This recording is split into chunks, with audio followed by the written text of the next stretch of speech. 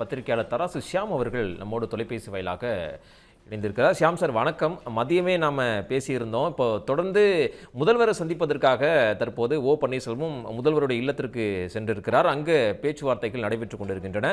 இந்த பார்வையை நீங்கள் எப்படி முன்வைக்கிறீங்க? தமிழக அரசியலில் இந்த சந்திப்பு அப்படிங்கிறது எந்த அளவுக்கு முக்கியத்துவம் வாய்ந்த ஒன்று?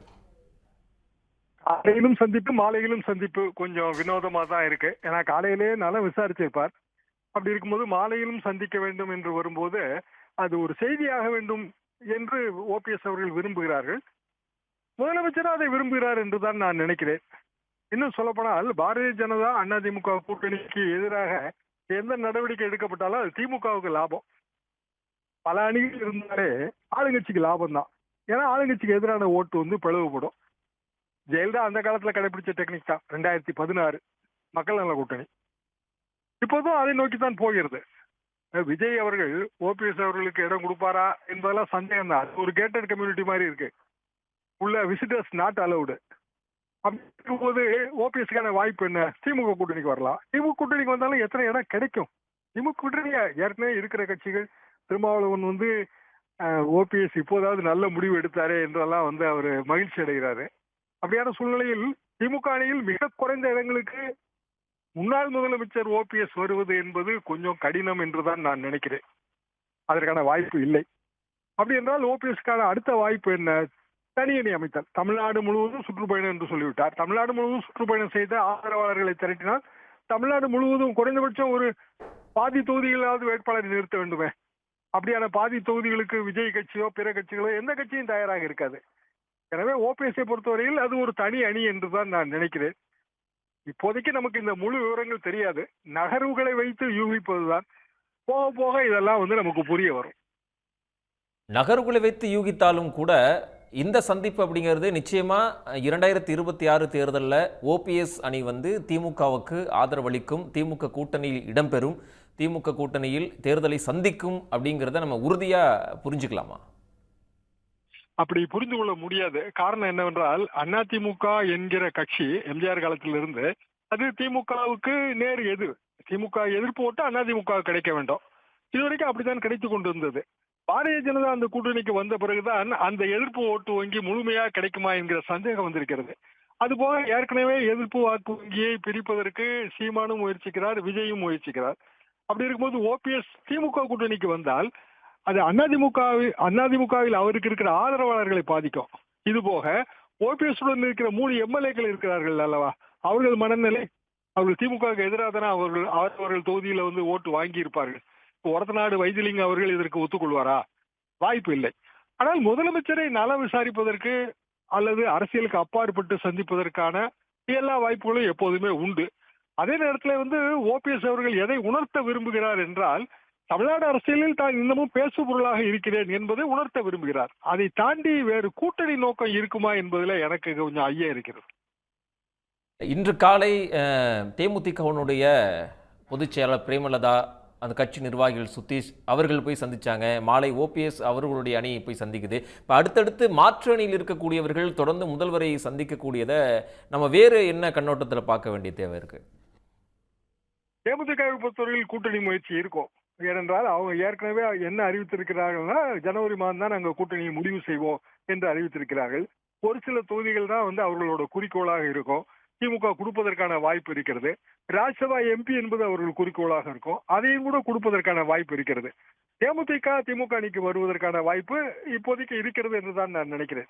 எதுவாக இருந்தாலும் கடைசியாக தொகுதி பங்கீடு, எத்தனை தொகுதிகள், இதில் தான் கூட்டணி பேச்சுவார்த்தைகள் தொடரும் அல்லது முறியும். இதுதான் தொடர்ந்து நாம் பார்த்து வருகிற விஷயம்.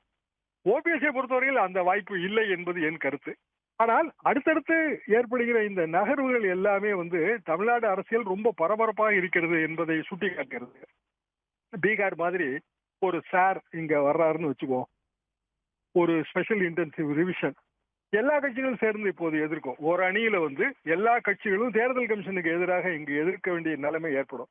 இப்படி அகில இந்திய அரசியலையும் இந்த கூட்டணி நகர்வுகள் தமிழ்நாட்டில் ஏற்படுகிற இப்போதைய இந்த நகர்வுகள் உணர்த்துகின்றது.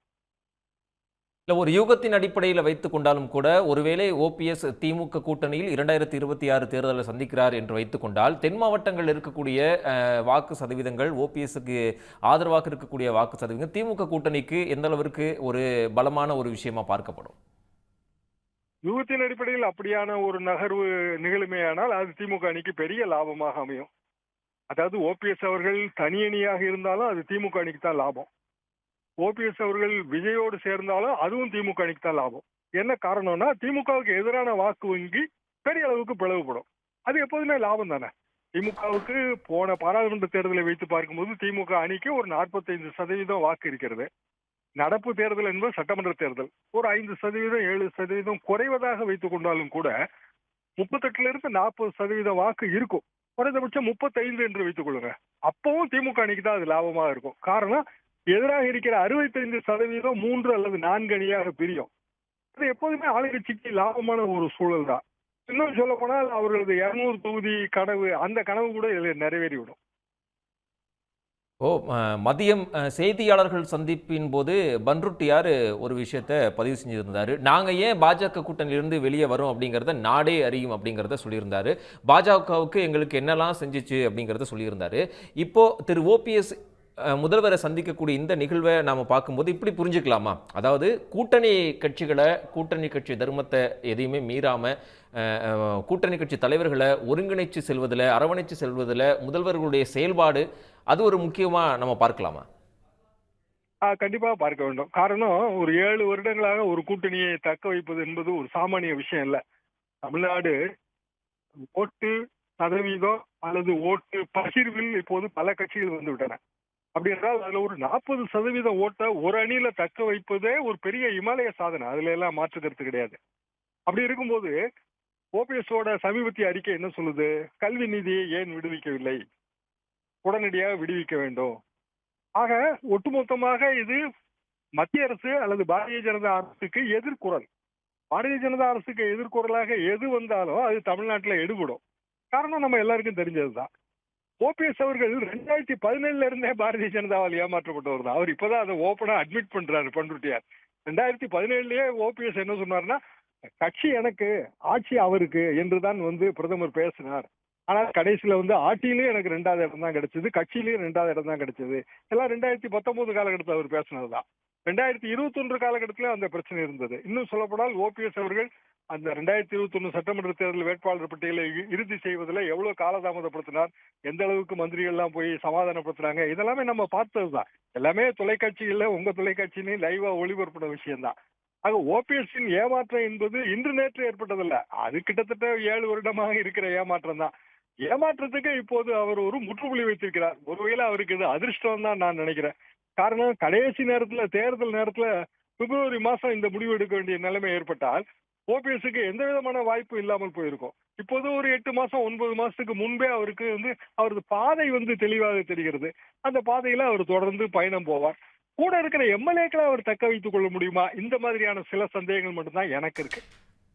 இப்போ ஒருவேளை பிப்ரவரி மாதம் இந்த முடிவை எடுத்திருந்தாரு அப்படின்னா நிச்சயமா அந்த காலகட்டம்ங்கிறது மிக குறுகிய ஒரு காலகட்டமாக இருந்திருக்கும். அவர் மிகப்பெரிய ஒரு தடுமாற்றத்தை சந்திக்கக்கூடிய ஒரு நிலை வந்திருக்கும். இப்போ அவர் எடுத்த முடிவு சரியான முடிவு அப்படிங்கிறத நீங்கள் பதிவு பண்ணியிருக்கிறீங்க.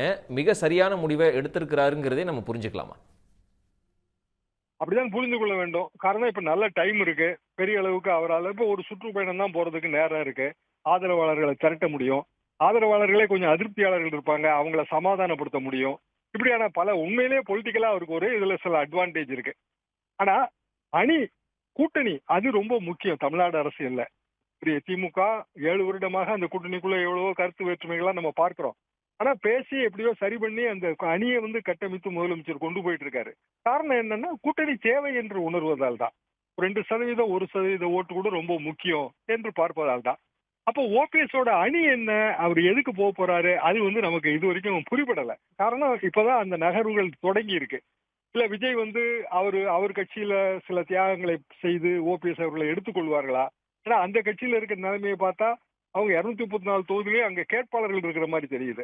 நிறைய செலவு பண்றாங்க, கடுமையா செலவு பண்றாங்க. அப்ப எல்லாமே எம்எல்ஏ கேண்டிடேட் ஆகலாங்கிற நம்பிக்கையில செலவு பண்றதுதான். திடீர்னு ஒரு 40 சீட் 50 சீட் ஓபிஎஸ் அணிக்கு கொடுத்தா அவங்க கட்சிக்குள்ள பெரிய அளவுக்கு ஏமாற்றம் ஏற்படும்.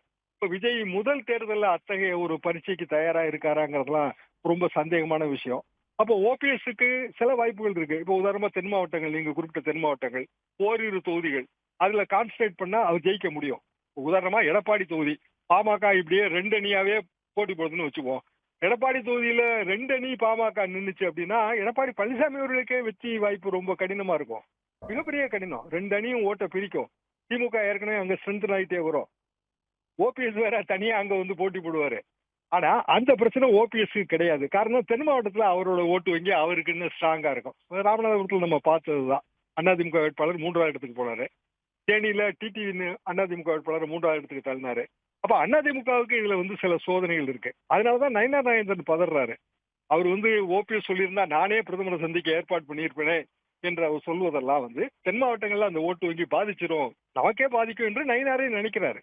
அப்போ ஓபிஎஸ் வந்து குறிப்பிட்ட சில தொகுதிகளை கான்சன்ட்ரேட் பண்ணி வெற்றி பெற்று அதே நேரத்துல வந்து எடப்பாடி பழனிசாமியை பின்னுக்கு தள்ளுவது என்கிற அந்த வியூகமும் அவருக்கு இருக்கும். திமுக எதிர்ப்பே அதிமுகவினுடைய கொள்கை என்று பல வருடங்களாக அதிமுகவில் தொடர்ந்து பயணம் செய்த ஒருவர் திமுகவோடு கூட்டணி சேர்வது என்பது அவருடைய ஆதரவாளர்களை சமாதானப்படுத்துவதற்கான முயற்சிகளில் அவருக்கு எந்த அளவுக்கு சிரமத்தை ஏற்படுத்தும்னு நம்ம புரிஞ்சுக்கலாம். அது ரொம்ப சிரமம் தாங்க நான் நினைக்கிறேன். அப்படியான ஒரு முடிவை வந்து ஓபிஎஸ் எடுத்தாருன்னா அவருக்கு அரசியல் ரீதியா பின்னடைவு ஏற்படும். எது எப்படி இருந்தாலும் ஓபிஎஸ்க்கான ஆதரவு அல்லது முக்கியத்துவ சமுதாய ஆதரவு அப்படியே நம்ம எடுத்துக்கொண்டாலும் கூட அது வந்து அடிப்படையில் திமுக எதிர்ப்பு வாக்கு வங்கி தான் எப்போதுமே.